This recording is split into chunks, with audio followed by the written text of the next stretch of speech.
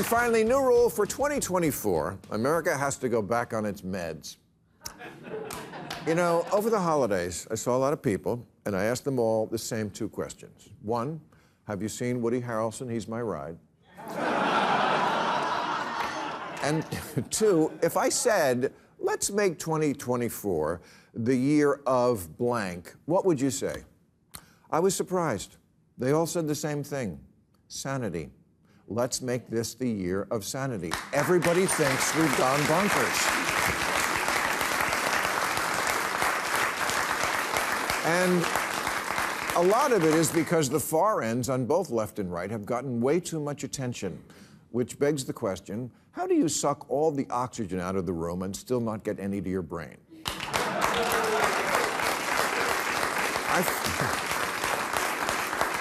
I feel like it wasn't that long ago when you could watch cable news for a day and not get the impression that this whole place was totally batshit. That simply was not America.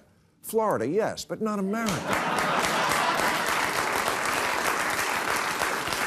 So let's examine what makes sane people feel this way. Sane people who are, after all, still the vast majority and who are the ones who, I assume, just voted me the most trusted man in America. That is a real headline. Thank you. Just call me Billy Cronkite. Anyway, what does strike a sane person as crazy? I don't know. If you can ask me, I would start with the fact that I still occasionally see someone driving alone with a mask on.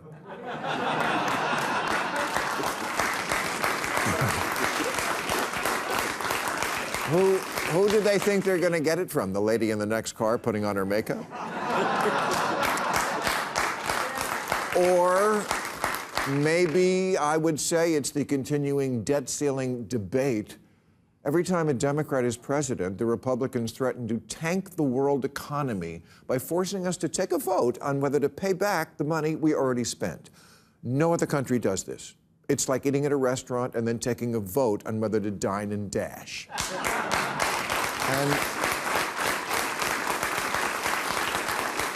And whoever the Republicans make Speaker of the House, if he doesn't vote for Dash, which he really can't do in the job they just gave him, they try to get rid of him. Congress isn't a deliberative body anymore. It's a rave without a permit in a burning paint warehouse.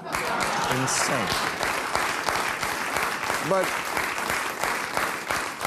probably the first thing on my and most people's list of insanity is that this guy is going to be president again.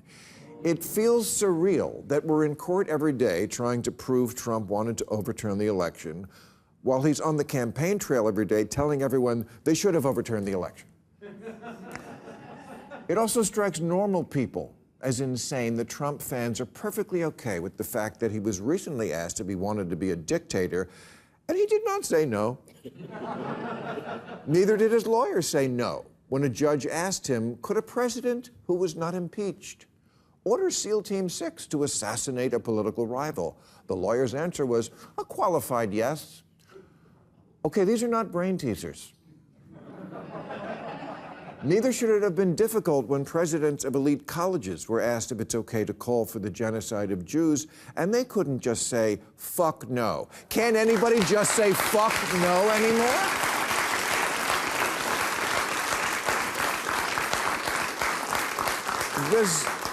Does anybody even know who to root for anymore? A store manager at Lululemon tried to stop some shoplifters last year, and the CEO fired her. Fired the person trying to stop robbers from robbing his store. That's crazy. But this is crazy too. If you rob a store, you can fully expect to be shot as you are leaving that store. Shot. Really? We can't come to some sort of middle ground on this?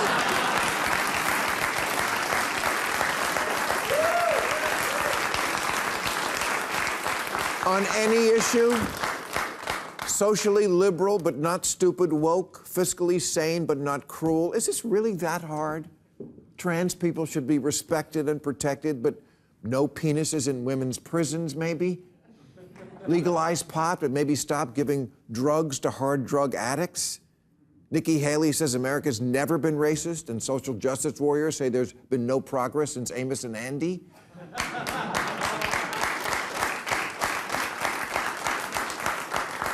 A terrorist organization in the Middle East that treats women like slaves invaded Israel last October and shot hundreds of young people at a music festival in the desert. And now America's streets are full of parades in support of the shooters, led by the exact kind of people who would be at a music festival in the desert. That's the literal standard for involuntary commitment, when you're a danger to yourself. I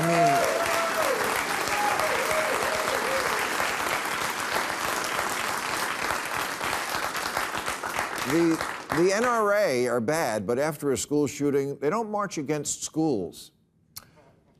Thank you, one guy.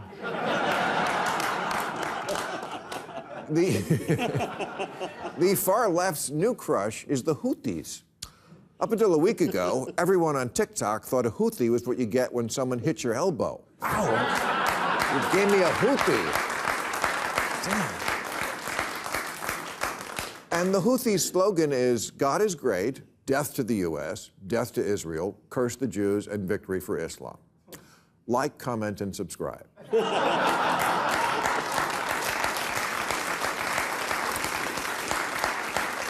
So naturally, when the college kids heard that slogan, they said, please stop, you had me at death to the U.S.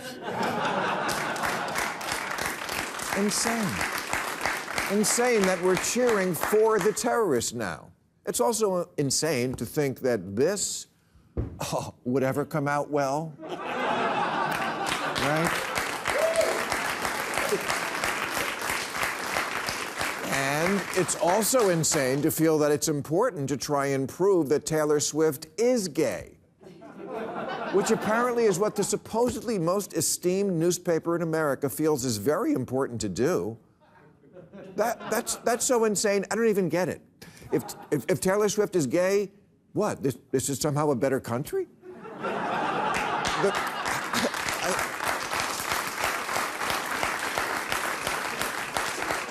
The far left now insists men can have babies if they just concentrate hard and don't listen to the haters. Does that make us a better country? No, and neither does persecuting a pregnant woman who wants to get an abortion for a fetus doctors say will not survive.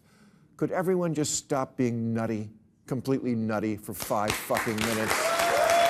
The battle for the soul of this country isn't right or left. It's normal versus crazy.